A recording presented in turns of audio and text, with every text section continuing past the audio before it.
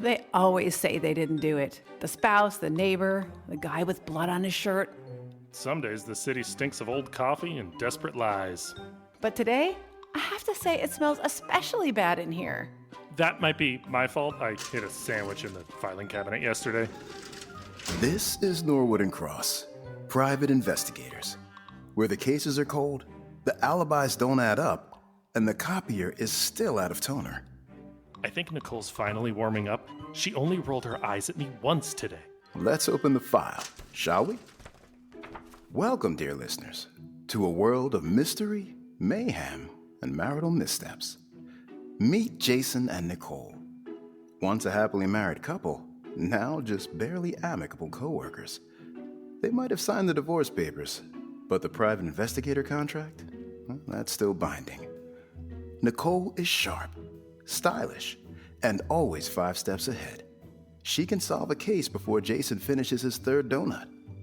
Jason is loyal, spontaneous, equipped with a trunk full of disguises and just enough chaos to keep things interesting. Together they're chasing clues, catching crooks, and trying really hard not to kill each other along the way. So sit back, grab your trench coat and magnifying glass. It's time for another baffling, bantering, and barely by the book case with Norwood and Cross PI. The driver's door on Jason's car wouldn't stay shut. After 4 hard bangs, the latch caught, but the door hung at an odd angle. Just great. Here comes Nicole in her fancy car. Nicole's pearl white convertible rolled into the adjacent parking space. She greeted him with a flurry of shiny dark hair, tight jeans, and red lip gloss. Wow, she looks good. It should be a law that a man doesn't have to work with his ex-wife. As she approached, Jason leaned against his front fender in an attempt to hide a rust spot. You know, you don't have to come to these little jobs. Nicole gave him the once-over and rolled her eyes. Jason, feeling defensive, ran a palm over the front of his shirt in a desperate attempt to smooth out the wrinkles. The sign on the shingle says Norwood and Cross, private investigators. I'm the Norwood part. Of course I have to come. She swept up the walk past him, leaving a trail of expensive perfume that made his nose twitch. Besides, you can't do this by yourself, and you know it. Jason sprinted to catch up and scrambled for a brilliant retort. When How's Jax? came out of his mouth, he silently thunked his forehead. After their breakup 6 months ago, she had kept the dog. It had been best for Jax, but it still galled him. Nicole gestured back toward his car and shook her head. Jax is doing better than you, obviously. Let's get to work. So, what do we have here? Theft. 2 weeks ago, the cash drawer came up a couple $1,000s short. They entered the cool interior of a jewelry store. The owner, Tom Benton, rushed to greet them, shook hands, then ushered them into his small office away from his employees. Mr. Benton, nice to meet you. What did the police say? The case file's on my desk. The cops investigated, but found nothing. That's why I called the 2 of you in. And we appreciate it.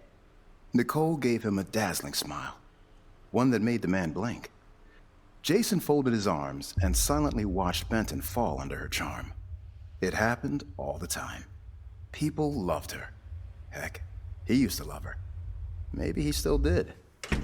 After the owner left, Nicole settled herself into the one and only office chair and began flipping through the police reports.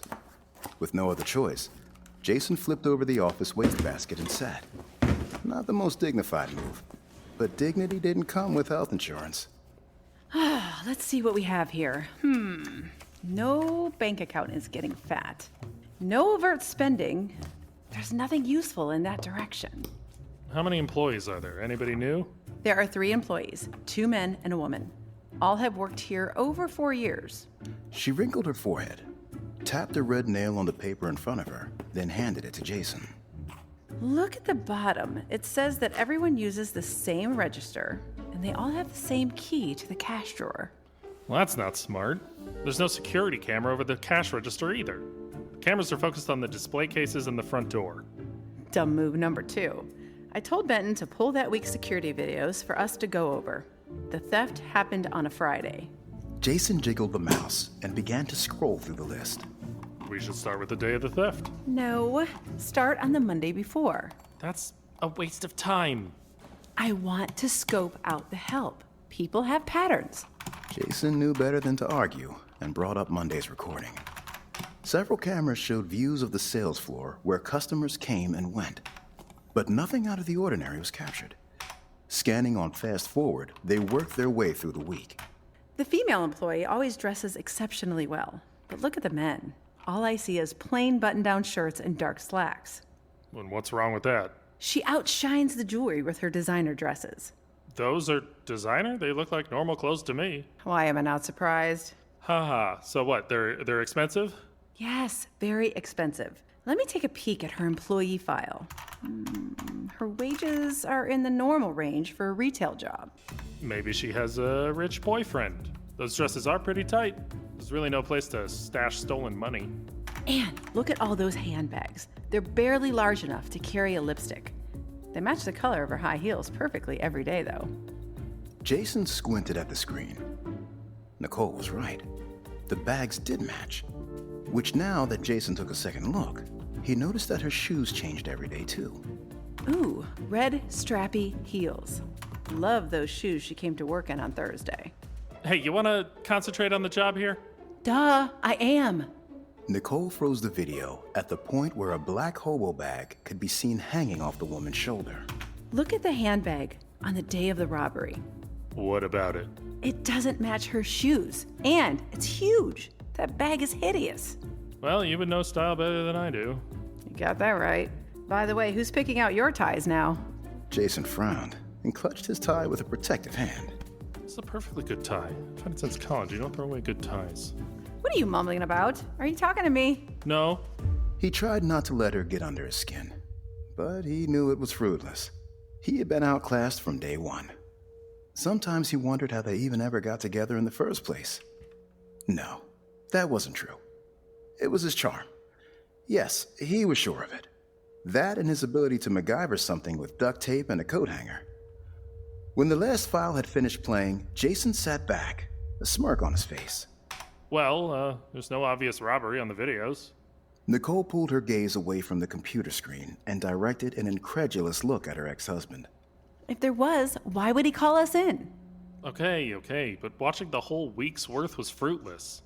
We could have skipped right to the day of the robbery and be done with it and out to lunch. By the way, where are we eating today? I'm not going anywhere with you looking like that. That shirt could be classified as a historical artifact. Hey, this shirt is... Okay, it's a couple of years old, but, you know, we always go and eat and talk about the case after the initial intel session. What's so different about today? Nicole shot him a withering look. A look that used to shut him up, but he was kind of immune to it now. He persisted. Is no your final answer? I don't hear anything. Fine. Since we're going to need to do some further investigation, we can wrap up in here. Might as well break the bad news to Mr. Benton. Stop trying to pad the bill. Tell Mr. Benton the thief is the pretty girl. What? How did Nicole solve the case? You can pause here, dear listener. To be honest, Jason did. And now the solution. The fashion-conscious employee always carried a small matching purse until the day of the robbery. That day, she swapped it for a large black hobo bag, ugly, oversized, and perfect for hiding thousands in cash. That mismatch? That was her first mistake. Whether it's a cheating spouse, a missing heirloom, or a corpse where there definitely shouldn't be one, you can count on Norwood and Cross to stumble, scheme, and squabble their way to the truth. And now, a word from our sponsor.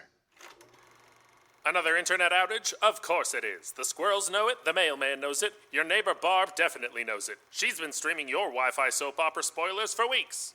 Let's be real, your current provider couldn't stream a glass of water in the desert through a straw. It's time to upgrade to Metro Mess Communications. They're the fastest, almost always reliable internet service this side of downtown and 2 undisclosed international airports. Just know this, with MetroMess, lag is a thing of the past. Unlike your browsing history, which frankly is the stuff of legends. Let me give you the number. It's, hang on. I wrote it on a post-it note. Heck. Metro Mess Communications. Fast, discreet, and probably not bugged. Probably. Be sure to subscribe with the button below and tune in for our next Norwood and Cross PI episode. 4 down, 7 letters. $1 million, 1 crossword puzzle, and 1 dead body. Jason thinks the secretary did it. Nicole thinks Jason needs a new wardrobe. Only one of them is right.